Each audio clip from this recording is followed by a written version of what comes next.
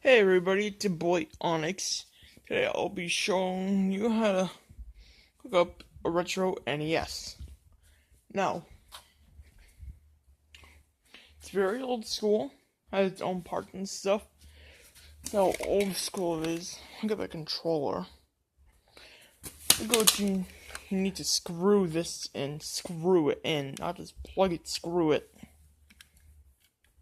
And what you do, take this end, the screw end to the side of your television. Sometimes it's in the back, doesn't matter what it is, as long as you got one. Some TVs don't have, because of how you're old. So what you want to do is make sure it kind of clicks, and then start screwing it, holding, because otherwise it'll twist along with the screw bit. Make sure it's nice and tight. If you have an antenna placard, like I do, you want to make sure to plug it screwed into the gray box, so the glitch amount is minimum. Since I don't have anywhere to hang it up by, I'm just gonna do this.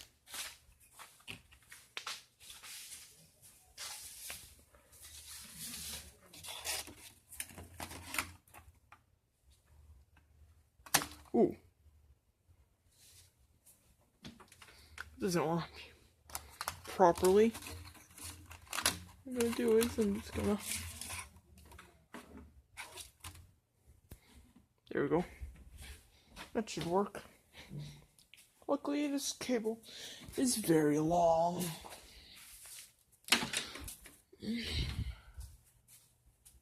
So it'll reach all. Hold on, let me just fix it. There we go, it's in a good position, wedged between the crack in the window. You can't see that. There. What I'm gonna do is take the end of the antenna piece, get it to the gray box, and screw it in. It's just screw the gray box, and it's basically the same.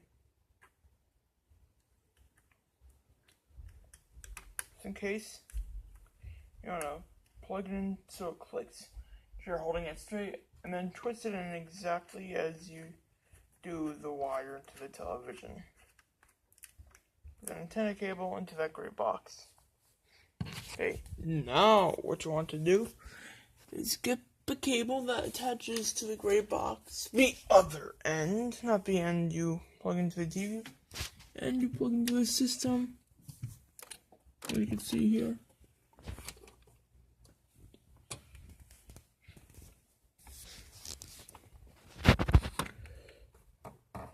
See here, I'm just get a flashlight. It's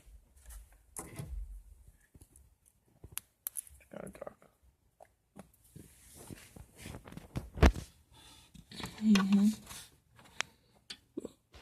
Good, okay.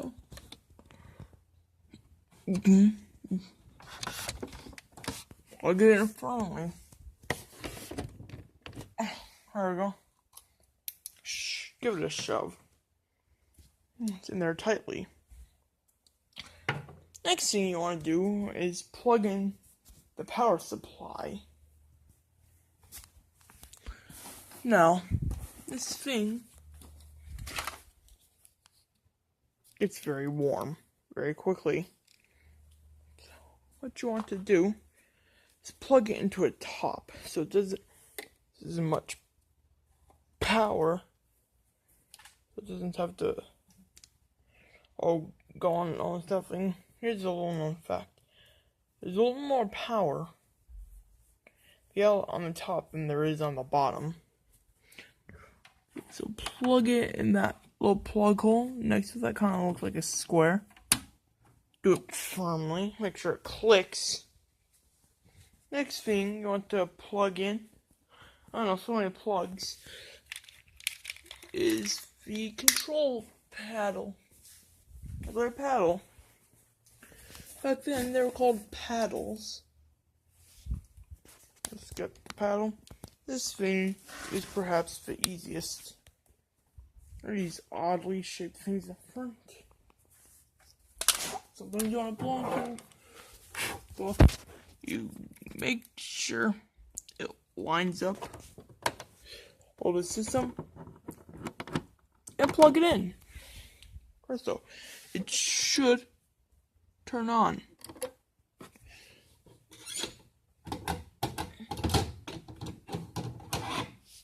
I'll go fix the antenna thing.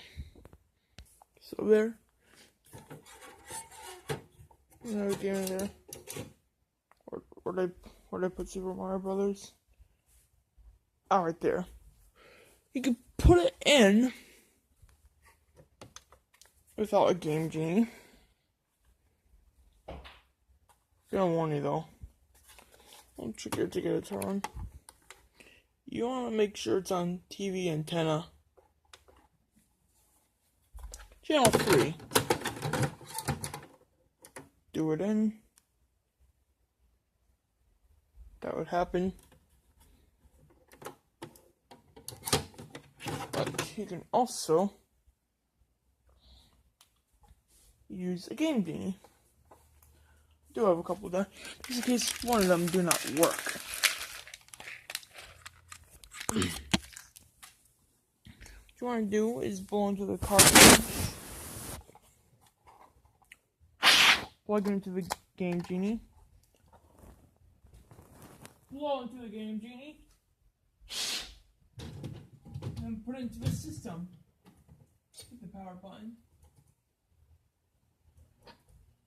Depending on your system or Game Genie's condition, it'll glitch a ton of times.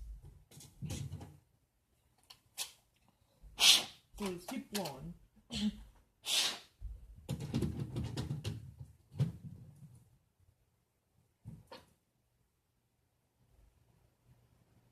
Might be my Game Genie, so let's go with Beyond One, which I like to call Plan B.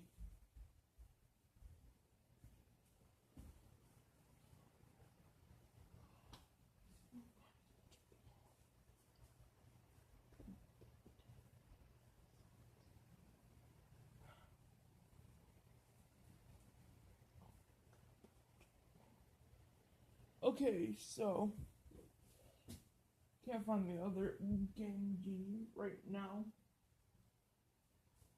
Probably dropped it somewhere. I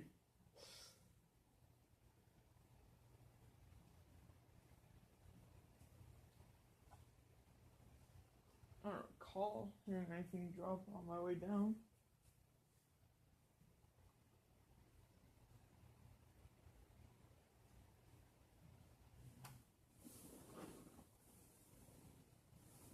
There it is, under the beanbag.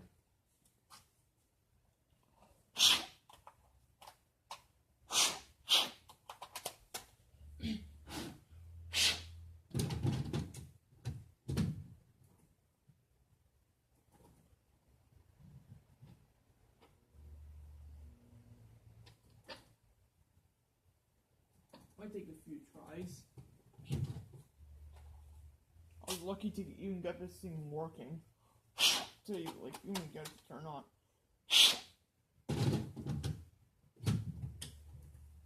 It wasn't broke. We were just using a third-party cable and it didn't give it enough power. So I'm using the official cable of current.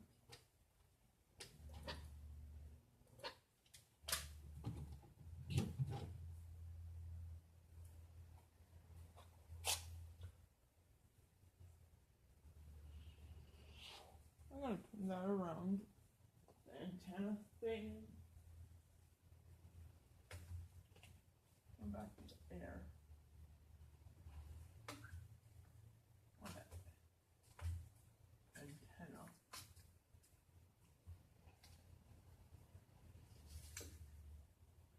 There.